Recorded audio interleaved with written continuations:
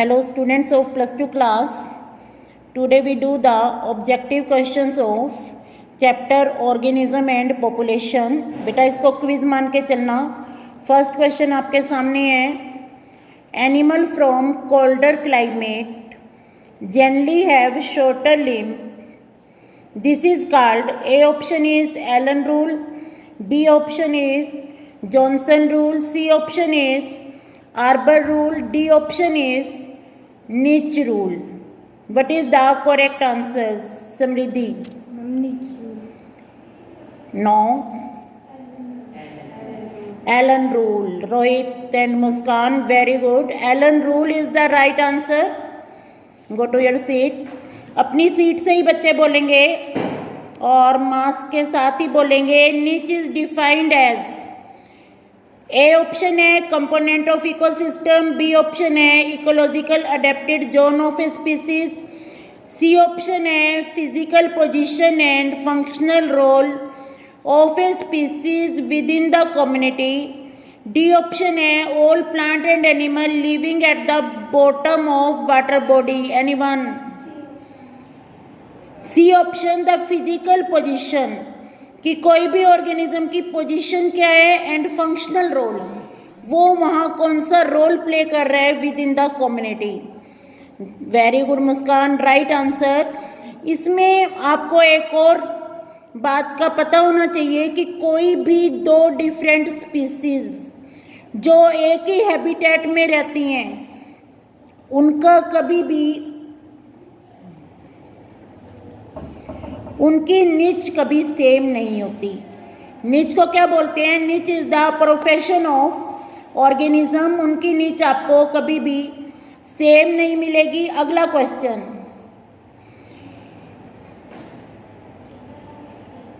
If natality, natality होता है birth, is balanced by mortality, mortality होता है death, in a population at a given time there will be decrease in population size, increase in population size, zero population growth, population explosion. Anyone?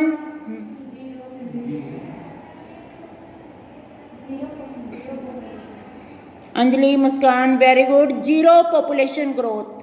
इस पे आपको stress देना है balance word पे, कि जो नेटैलिटी है बर्थ रेट उसको बैलेंस किसने किया हुआ है? मोर्टेलिटी ने किया हुआ है, मोर्टेलिटी रेट ने. इसलिए आपको इसमें बैलेंस वर्ड पे देना है. अब हम फोर्थ क्वेश्चन पे आते हैं. बॉयज भी बोलेंगे माइकोरहिजा. माइकोरहिजा इज द एग्जाम्पल ऑफ, आपको पहले तो ये पता होना चाहिए व्हाट इज माइकोरहिजा. कोई बच्चा बताएगा? Association between fungus and higher plant. इसमें आपने थोड़ा सा और ऐड करना है, association between fungus and root of higher plant. थोड़ा सा जोर से बोलें ताकि आपकी आवाज़ रिकॉर्ड हो जाए. तो रूट के साथ एसोसिएशन है माइकोरहिजा. अब आपके क्वेश्चन के जो ऑप्शन है, ecto parasitism, mutualism, endo parasitism, predation. Very good Rohit, mutualism is the right answer. Why the mutualism is the right answer? क्योंकि कुछ प्लांट है उनमें रूट के साथ फंगस का कनेक्शन होना जरूरी है, क्योंकि फंगस उन्हें प्रोटेक्शन प्रोवाइड कर रहा है. और सेकेंडली फंगस क्या कर रहा है? फंगस उनका सरफेस एरिया इंक्रीज कर रहा है ताकि उससे वो वाटर और मिनरल इंक्रीज हो, वाटर और मिनरल की एब्जॉर्प्शन इंक्रीज हो. तो अगर उनमें से फंगस को अलग कर दिया जाएगा तो प्लांट सरवाइव नहीं करेगा, ना ही फंगस सरवाइव करेगी. और फंगस को क्या मिल रहा है बदले में? फंगस को फूड मटेरियल मिल रहा है. तो this is the example of mutualism. Clear? क्या अब आप मुझे और कोई म्यूचुअलिज्म का एग्जांपल बता सकते हैं जो म्यूचुअलिज्म एक प्लांट बनाता है और अगर दोनों को अलग कर दें तो उसका नाम ही खत्म हो जाता है? वेरी गुड, बोलो, थोड़ा जोर से बोलो ताकि आपकी आवाज. Lichen is the right answer. Very good Anjali. Lichen किसकी एसोसिएशन होती है बताएगा कोई? फंगस एंड एल्गी की. अगर इसमें आप फंगस को निकाल दोगे तो केवल एल्गी रह जाएगी, एल्गी को निकाल दोगे तो फंगस रह जाएगी. इसलिए दोनों का होना जरूरी है। इसके बाद हम आते हैं फिफ्थ क्वेश्चन पे। फिफ्थ हमारा हो चुका है। Sixth question, individuals of one kind, one species occupying a particular geographical area at a given time form A और N community biome population डीम। एक ही तरह के इंडिविजुअल, एक ही स्पीसीज के जो एक पर्टिकुलर एरिया में रह रहे हैं वो एक टाइम पे क्या बनाते हैं? कम्युनिटी, बायोम, पॉपुलेशन और डीम। बोलो बेटा। एक ही टाइप के ऑर्गेनिज्म, एक ही स्पीसीज के।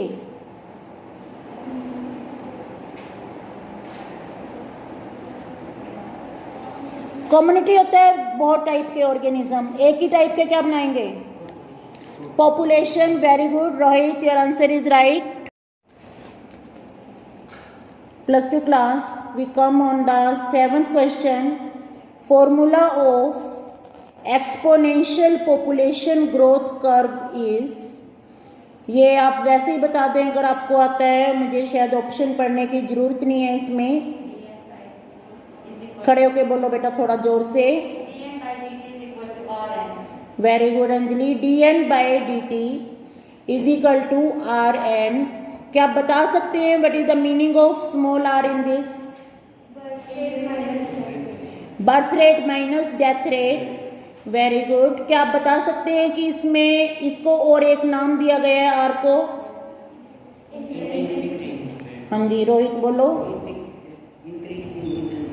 Intrinsic rate of increase in population, right.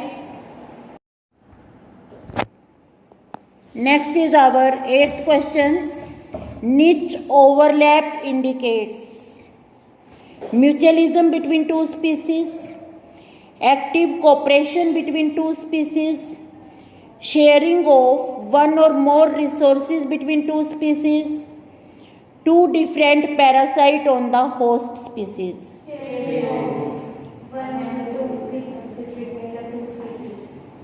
Sharing of one or more resources between two species.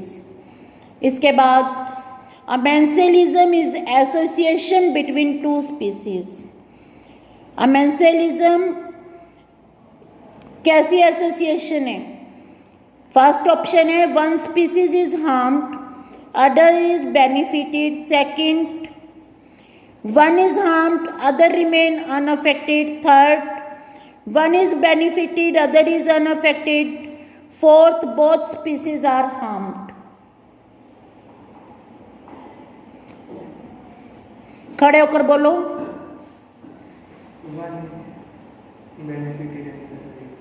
One species is benefited and other is harmed. Your name? थोड़ी जोर से बोलो ताकि record. Rishabh, very good, right answer. बाकी जिन बच्चों ने answer नहीं दिया है वो भी अब आंसर दें। A population has more young individual, ज्यादा यंग इंडिविजुअल हैं compare to old individual. Old individual कम में, what would be the status of population after some year? कुछ ईयर्स के बाद पॉपुलेशन का स्टेटस क्या होगा? पॉपुलेशन कर्व एक्सपेंड कर जाएगी। क्यों एक्सपेंड करेगी? क्योंकि जो यंग पॉपुलेशन है वो रिप्रोडक्टिव बनेगी। रिप्रोडक्टिव बनने के बाद वो ज़्यादा नंबर ऑफ स्प्रिंग का प्रोड्यूस करेगी। इसके बाद अगला क्वेश्चन है, which of the following would decrease the density of population in A given habitat? किसके कारण पॉपुलेशन की डेंसिटी एक गिवन हैबिटेट में कम हो जाती है? जैसे ही मैंने ये क्वेश्चन बोला आपको फैक्टर पता होने चाहिए। Natality is the birth rate, population की इंटेंसिटी को बढ़ाता है। माइग्रेशन में दो होते हैं, इम और ई। ई का मतलब बाहर जाना, कम करना। इम का मतलब अंदर आना। अब इसमें फर्स्ट ऑप्शन है natality is more than mortality, birth rate is more than death rate, immigration is more than emigration. Third है mortality and emigration. Fourth है नेटेलिटी एंड इमाइग्रेशन, इंक्रीज कर रहा है ये, डिक्रीज कर रहा है मोर्टेलिटी एंड इमाइग्रेशन और इंक्रीज कर रहा है नेटेलिटी एंड इमाइग्रेशन। अब सिंगल सिंगल बच्चा आंसर देगा, ध्यान से सुनो। लास्ट वन तुम्हारा नंबर है, क्या नाम है बेटा तुम्हारा? Mohit. What parameter are used for tiger census? Census होता है काउंट करने के लिए टाइगर को। In our country national park and sanctuary, first is pug mark only, second is pug mark and fecal pellet, third is fecal pellet only, fourth is actual head counts. Second pug marks and fecal pellet. Very good Mohit. Pug marks का मतलब उसके पंजों के निशान, सभी tiger के जो पंजों के निशान हैं अलग होते हैं और फिकल पैलेट्स भी अलग टाइप के होते हैं। Very good, sit down. Next is the organism which can tolerate and thrive in wide range of temperature, जो बहुत ज़्यादा रेंज टेम्परेचर की सहन कर सकते हैं उनको क्या बोलते हैं? Eurythermal. Eury means true, true आ जाएगा यूरी जहाँ पे दिया। Salinity measured in part per thousand, sea में कितनी होती है? Very good Muskan, 30 to 35 sea में। और हाइपर सैलाइन लैगून में कितनी होती है? More than 100। तुम भी बोलो बेटा कोई question. Dash is any attribute of an organism, morphological, physiological behavior that enable it to live and reproduce in given area. Very good. Adaptation किसने बोला है? Rohit. Adaptation is the right answer. इसके बाद अगला question, refer to the number of birth during a given period of time that are added to initial density. क्या term use करते हैं हम? Number of birth, natality, that is the number of birth और birth rate. समृद्धि, very good. इसके बाद अगला question, in the logistic growth curve, आपने दो तरह की ग्रोथ कर्व पढ़ी हैं, शायद ये टॉपिक अभी रहता है हमारा। Logistic growth curve final phase is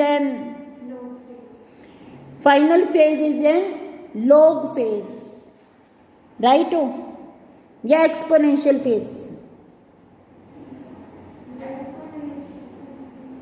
exponential growth curve की तो हम बात ही नहीं कर रहे हैं, लॉजिस्टिक ही कर रहे हैं। लॉजिस्टिक ग्रोथ कर्व क्या होती है? जो ट्रू होती है। लास्ट फेज में क्या हो जाता है? लास्ट फेज में कांस्टेंट आ जाता है, तो कांस्टेंट फेज होगा, उसको और क्या बोलते हैं? ओपन टेक्स्ट बुक है तुम्हारा, तुम ये आंसर देखकर भी बोल सकते हो, पर ट्रू बोलना है। जल्दी बताओ देखकर क्या बोलते हैं?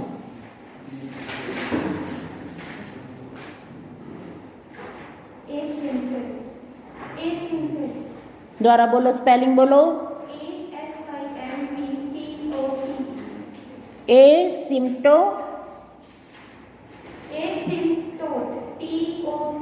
Very good. एसिम्प्टोट फेज, तभी इसमें एन लगा हुआ था, लॉग फेज नहीं आएगा। इसके बाद 18th वाला भी टॉपिक हमारा नहीं हुआ है। Orchid growing as an epiphyte on mango tree is example of commensalism, क्योंकि वो ग्रो कर रहा है, मैंगो ट्री को कोई हार्म नहीं पहुंचा रहा।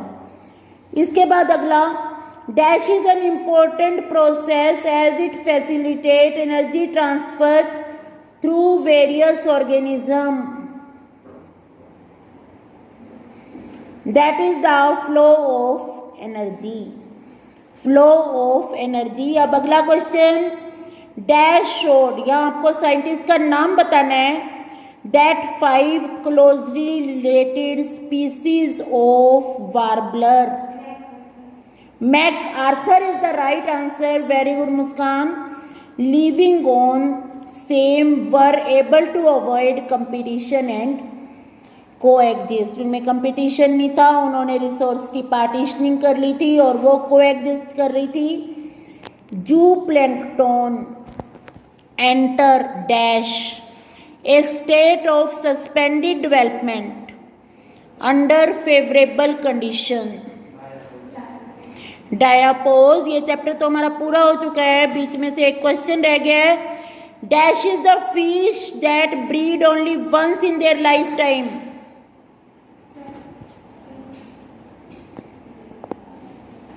तुम्हारे पास book, very good, salmon is the right answer.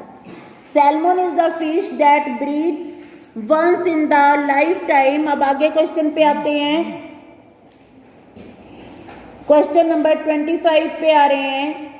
जूप्लैंक्टन enter a stage of suspended development called diapause under unfavourable condition. Is it true और false? Unfavourable conditions. This is true. Success of mammal is due to their ability to change their body temperature according to their surrounding. This is false. क्योंकि हमारा body temperature same ही रहता है. Small animal like shrew and humming bird are rarely found in polar region. It is true. क्यों? क्योंकि जो polar region है, polar region पे इतनी ज़्यादा कोल्ड होती है, अगर ये ऑर्गेनिज्म वहाँ रहेंगे तो इनका बॉडी टेम्परेचर एकदम से डिक्लाइन हो जाएगा. Organism living in water bodies like lake, sea, river don't face any water related problem. It is false. ये जो ऑर्गेनिज्म है इनको वाटर रिलेटेड प्रॉब्लम क्या आती हैं? पीएच की आती हैं, सैलिनिटी की आती हैं, फिर वाटर के टेम्परेचर की प्रॉब्लम भी आती हैं, वाटर में कोई केमिकल मिक्स हो गया उसकी प्रॉब्लम भी आती हैं. इसके बाद वही क्वेश्चन ट्रू फॉल्स में आ गया जो आपने पहले बताया था. dN/dt is equal to Rn is the equation describing logistic growth. It is false. इसके बाद आपने odd one out बताना है.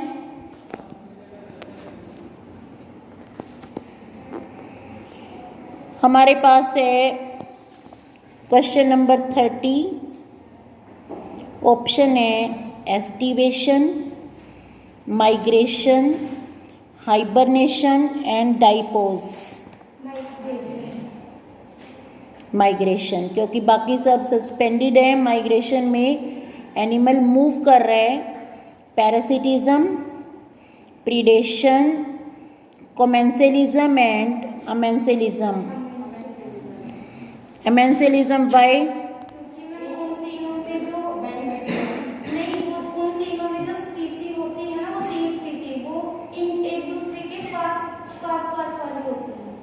और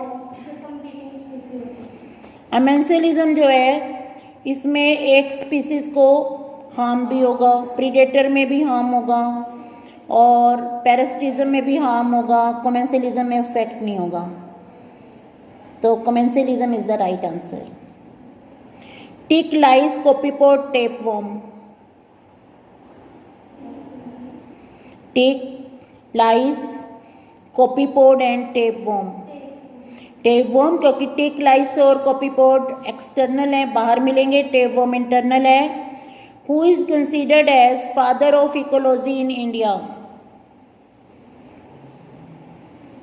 पहली लाइन है, बुक में डायग्राम भी बना हुआ है, मतलब पिक्चर भी है.